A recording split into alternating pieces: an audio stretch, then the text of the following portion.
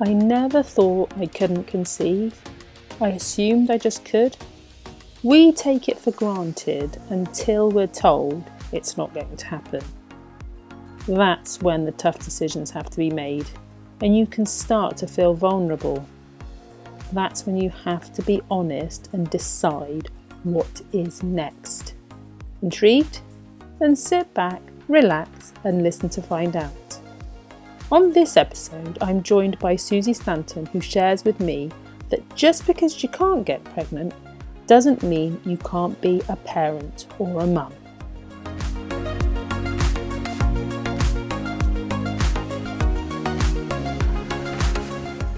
Hey everyone, thanks for tuning in. This podcast shares the mum stories of mothering, and my guest today is Suzy Stanton. Thank you for joining us today, Suzy. Thank you for having me. So, let's crack on. Who is Suzy Stanton? I'm a freelance copywriter. I am mum to two beautiful sisters via adoption, and I'm the creator and editor of We Made a Wish, which is an adoption and parenting magazine, which kind of aims to lift the lid on what it's like to be an adoptive parent and all of the issues that we face and that adopters face and that adoptees face. There you go, it's that simple. So let me take you right back. I'm going to ask you two questions. But first of all, did you always know that you wanted to be a mum? Yes, definitely. It's the kind of thing that kind of when you're growing up, you just assume that will happen and that you don't kind of think of the mechanics. You just think, yes, I'll be a mum, and that's the end of it. So when it's not quite as straightforward, it's kind of, right, wasn't expecting it to be like that. But yes, I always wanted to be a mum, always just assumed that it would happen. And I think you sort of alluded to the fact that you have had a bit of a mum's journey before becoming a mum. So tell us about your mum's story. Like a lot of people, although I at the time didn't realise that it was as common as it is, we struggled to get pregnant. It was a long journey, did lots of research, did lots of kind of trying different things, went for an appointment, were told really the only way that you will get pregnant is for treatment, and both of us were, no, that's just not for us. By this point it had probably been 4, 5, 6 years, and we just felt, I mean, the whole appointment, we only had one appointment, and it was not something that I would ever, it just felt like we were on a conveyor belt. Didn't feel like it was what we wanted to do. I take my hat off to anybody who has done any kind of fertility treatment, but for us, I think we knew it wasn't the way that we wanted to create our family. And I think for us, it was the end of that part. For some people, I suppose it would be finding out that you can't get pregnant is the beginning of a long journey. For us, it was the end of, it was a reason why.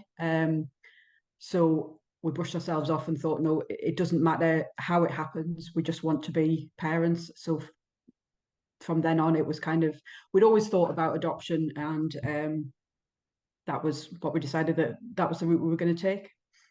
So for anybody who is at that crossroads where you were at, where you know you can't get pregnant, you've still got options on how you can become a mum, what, with the benefit of hindsight, what advice would you give people who want to continue their journey and they're not quite sure what to do from there? Maybe they're not quite sure what questions they need to be asking so that they get the answers they need in order to make the decision that's right for them. I think from my point of view, I did a lot of research. I found a really helpful forum. I think they're called Fertility Friends, that had various different sections online. There was parts that just related to fertility treatment, parts that related to donor egg, parts that related to adoption. And I found I didn't take part. I just read. I read like so many different things. And I think for me, going back to that point, that's what really helped me, was seeing other people going through the same situation and seeing how they kind of moved on from it, and finding out as much information as I could. And so you decided to go down the route of adoption. Tell us about how that came about and your experience of it. My former professional life was a lawyer, and I was a legal advisor in magistrates courts. And one of my roles many years ago was to manage all the adoption cases. So it's always something that's been on my radar. I've always kind of had an insight into the process and how it works.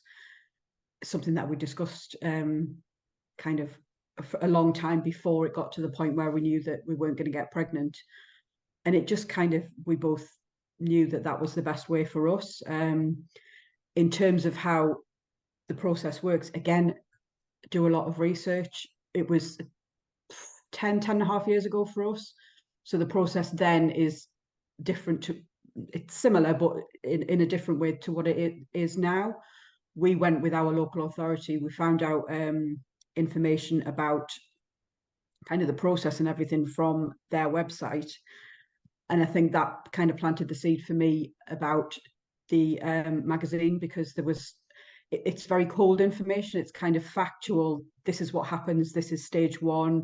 You will do this, this, and this, and then you go on to stage two and you do this, this, and this. But for me, I wanted to know, well, what's that really like? And at that stage, I really struggled to find that out from anybody, because there wasn't anything out there telling you what the adoption process is like. And basically, it's a two-stage process. The first process, you find an adoption agency, which is usually your local authority, or it might be a voluntary agency. They kind of do some checks. You have to do things like go and see your GP for a medical check. You have to have DBS checks, references and things like that, just to make sure that there's no issues on the face of it. And then if you're approved from that stage, you then go on to what's called the home study, which is where your social worker comes out. And it's a bit like therapy sessions, really. You just talk about everything from your childhood right through to where you are now. If you've got a partner, how you met, how you think you would parent, and all kind of things like that.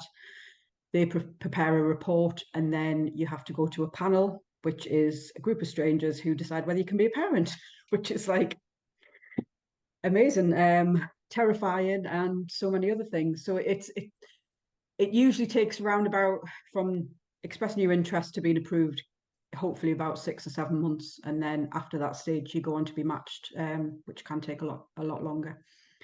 So that's kind of a whistle-stop tour of what it's like.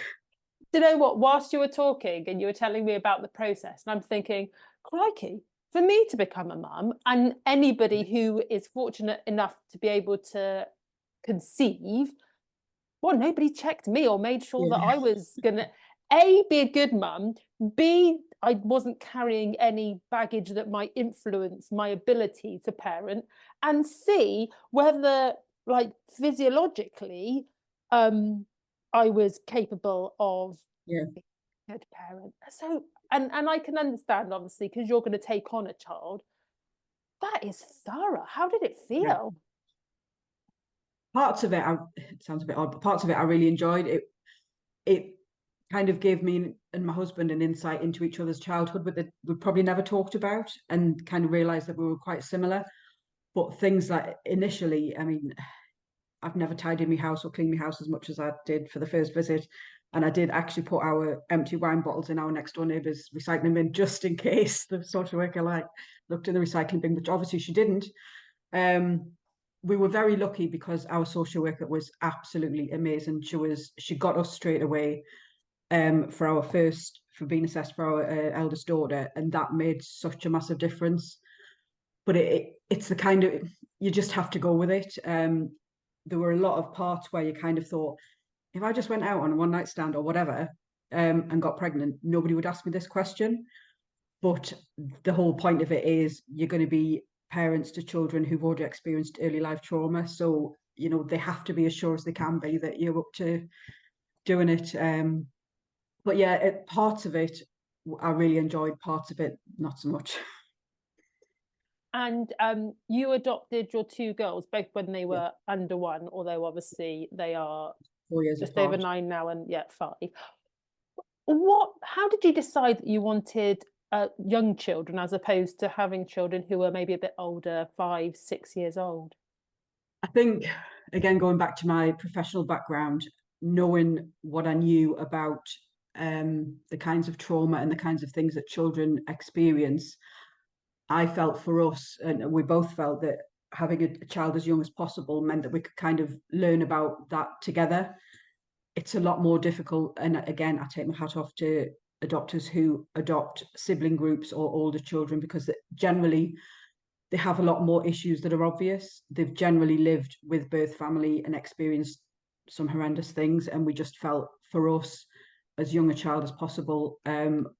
I've got two nieces who were, at the time that our eldest came home, they were about 5 and 8, and kind of it felt they needed to be younger than that, because we see a lot of each other, and that felt like that was the right age for us.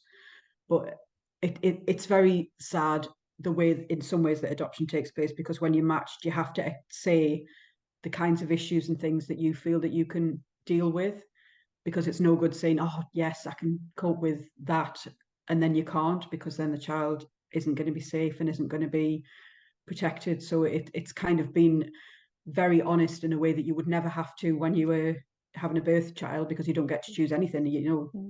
You're pregnant, and you deal with whatever comes along. But for us, it felt that a younger child would be, if possible. And at the beginning, we'd kind of toyed with a sibling group, which is like obviously more than one child, but we were only approved to adopt one child, because we felt that was again, at that stage, the right thing to do. And it kind of just then happened about our youngest and birth mum was pregnant in between that. So our eldest had been home, she hadn't been home a year. And we found out that birth mum was pregnant again, and we were asked if we wanted to be considered, and it was just the wrong time.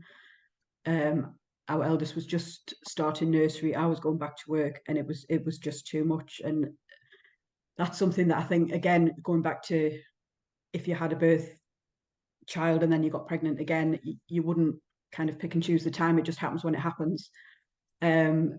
So that's something that I really struggled with saying no, but it was the wrong time and it was the wrong decision for us. But then, kind of fast forward a couple of years, it was exactly the right time when our youngest came along. So take me back to that moment where you know that you're about to be given your wonderful baby. How were you feeling? And then when you saw her for the first time, how were you feeling? Gosh, you have to go for a meeting at the local authority on the day that you meet your child.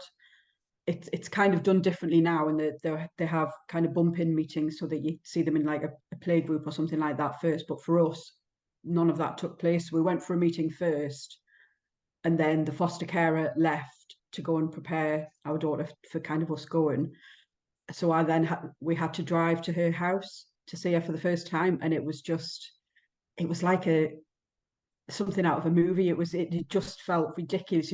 We're going to meet our child now, and she's like a baby which was 9 months old, already got likes and dislikes and hair and all of that, and it just felt surreal. And the first time that I met her, all I can remember seeing was her eyes, because the foster carer was carrying her and she opened the door, and I was just like, oh my goodness, this is just it. I think surreal is probably the best way to describe it.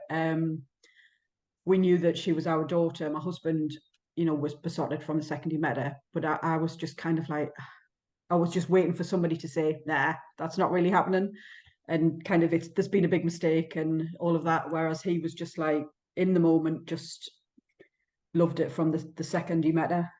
But for me, it took a while to get that feeling. But yeah, it was just surreal. And driving away, it's called introductions, where we go for longer periods of time. It was over a week. So it started at the foster carer's home, and then gradually she came to our home and stayed for the day, and then kind of after the week we brought her home. And I can remember thinking, we're stealing somebody else's child here. She's in the back of the car. Like a week ago we hadn't even met her, and now we're taking her home. It was just bizarre. Yeah. And how was that first day? Because obviously, being so young, I can't imagine, I don't think anybody can imagine what's actually going through her mind, but she's sort of seeing you a little bit more each time. And then there's the time when she then is yours 100%. Yeah.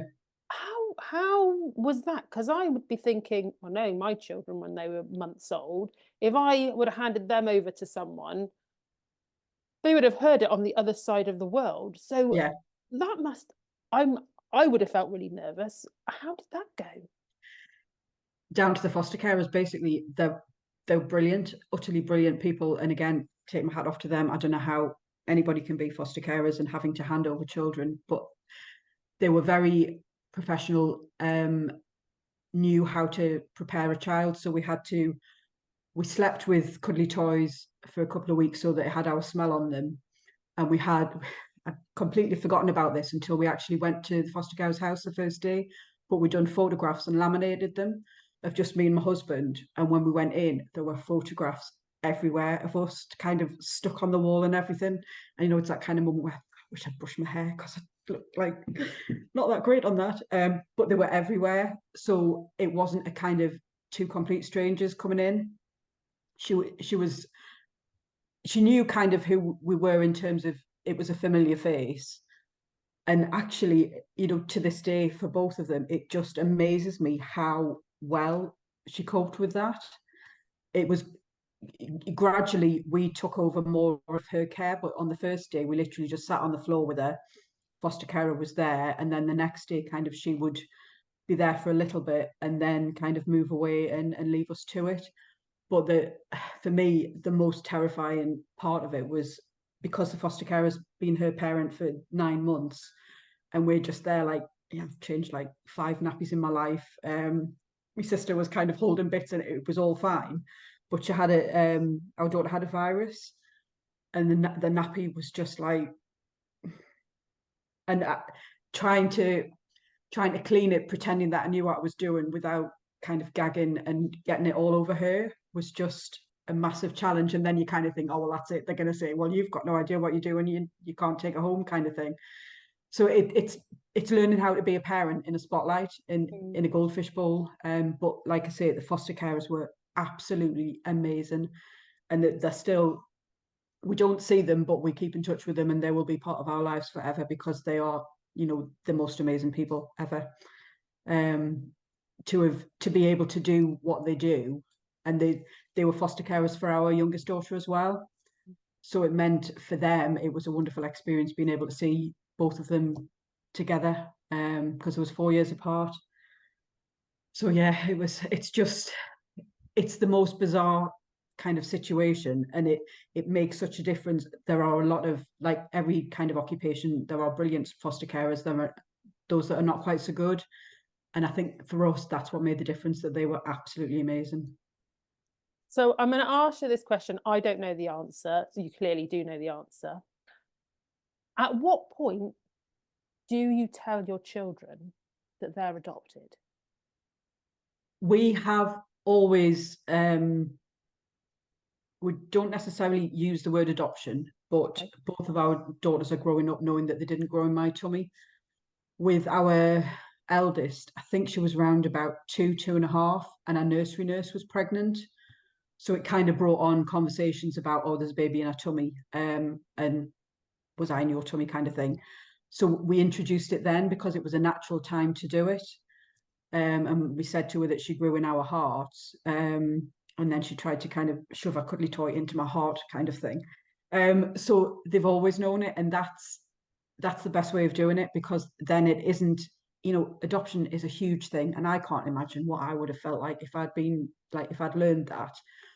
But growing up knowing it doesn't kind of makes it a bit of a less of a thing, not an overwhelming thing to kind of learn when you're 12 or whatever that you're adopted, which I know is the way that it used to be done, and some people still do it like that. And my view is that that is completely the wrong way of doing it.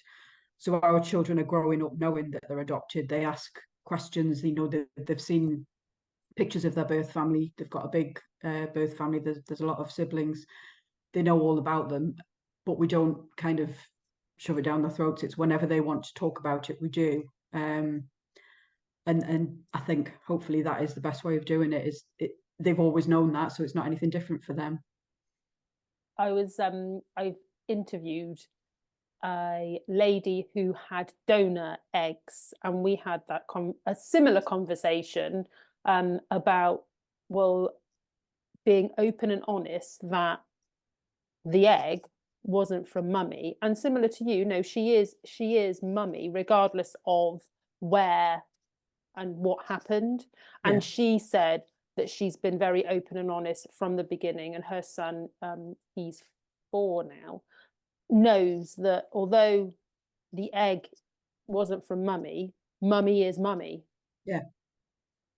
And she was saying how important it is to have that conversation early on because of the potential trauma that happens further down the line, and it can be overwhelming because Oh, definitely. Yeah. it's big. It's big. Mm. So if you could go back in time to when you were trying to conceive, what advice would you give yourself? I think I would just say to chill out and relax and kind of trust that it will happen in some shape or form. I wish that I had known at the beginning about infertility, because it's not something certainly that my mum ever talked to me about, or that any of my friends had experienced as far as I knew. And I think when it's happening to you, your natural assumption is to think, well, it's just me, that, I am the only person in the whole world that this has happened to, because the world continues, because women get pregnant and I'm not. So I think that for me is the biggest thing, that I wish I'd known about, infertility, and that perhaps the figures a bit more and been more aware of it. But having said that, I wouldn't change anything for the world now, because if I had got pregnant, then I wouldn't be mum to the 2 wonderful kids that I am mum to. But definitely for me, I wish that I had known more about infertility and kind of how it all happens and works, kind of thing. Because I think until you can't get pregnant, you don't, for most people, I think, still don't kind of take an interest in it, or other than people saying to you, oh, you're getting a bit over the hill there, you want to get a move on, which is really not that helpful. There isn't that much about it. So I wish I'd known more about infertility, I think, and how that all happens. And I think really we all just assume that we can because, well, why would we assume any different? Yeah. And so yeah, it's like with anything, until you're in that situation, you don't actively go looking for the information, No. because at that point or before that point, it's not information that you think you need. Yeah. So what 3 things do you wish you would have known before becoming a mum about being a mum? That sleep is overrated. What even is sleep these days? Actually, it's not as bad now, but our eldest lulled us into a false sense of security because she slept. And I think she was about 3 before she realized that if she pulled a quilt off, she could actually get out of bed. So she just used to lie there, whereas youngest is just in so many different ways, but sleep for her was just not. So yeah, I wish I'd known how bad it could be not having any sleep. Trust your gut. And I think however you become a parent, when something's not right, or when it's other people are saying, oh, do this, do this, do this. Just trust in yourself and your instinct to know when to get help and when not to get help. And again, I think the third thing would be to ask for help. For practical things, you can't do everything. And does it really matter if there's clothes all over the place and, dust on the floor? As long as it's not moving, it's fine. But ask for help, perhaps with somebody coming and moving the dust, or just moving it around a bit. Yeah, but I Those think are those are, 3 great things, and especially the sleep, because I don't think we realize how nice it is to have a full night's sleep before children. yeah, we're not grateful for it before we have children. And no, then the children come along and you think, I don't know, I haven't experienced anything like the lack of sleep. no. I don't think you can prepare yourself for how it is, or try and explain it to people. It's just like, yeah. No, you can't. No, you can't. So we are coming to the end of our podcast together. However, I have 2 questions left. The first one is, what 3 things would you like our listeners to take away from this conversation? I think the first thing is that families and parenthood are made up in different ways. So just because you can't get pregnant doesn't mean to say that you can't be a parent or a mum. And there are like different ways of doing it. It doesn't have to be the traditional, you get pregnant and everybody lives happily ever after. So I think that's the key thing that I would like people to know about. Adoption is complicated and hard, and as all types of parenting is, but it is, it is for us the best thing that could ever have happened. So I would urge people to find out more about adoption, not even if just because you've got infertility or anything like that, just find out more about adoption and find out a kind of terminology and things and how to support people who are going through it. And I suppose the third thing is that it's okay to be an older parent. My husband was 50 when our youngest came home, and I was kind of just over 40. And at the time, I can remember a lot of people going, "Ooh, that's quite old." And I was like, "Well, don't feel old until you've told us that." And then I'd had a couple of years of not having any sleep, and then I felt really old. But being an older parent, there's so many things that we can give to our kids that younger parent I wouldn't have been able to do if I was younger. So just because you're a certain age, I think age is a number. So don't worry about that. It is definitely a number. And finally, our listeners will be thinking, Suzy sounds amazing. I need to be in her world. Make it easy for them. How can they connect with you? The magazine it's a digital magazine. It's called We Made a Wish. It's wemadeawish.co.uk. Instagram is where I usually am, and it's We Made a Wish Adoption Magazine. So that's where I usually hang out. Yay. Well, I'd like to say thank you very much, Suzy, for being a guest today and being so open and honest with your journey. No problem, and thank you very much for having me. You are most welcome. And thank you, everyone, for listening and watching.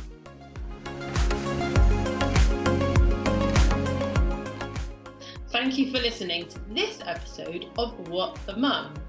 If you enjoyed it, I've just got a little favour to ask you. Go ahead and tell all your mum friends so that more mums can share their stories of motherhood.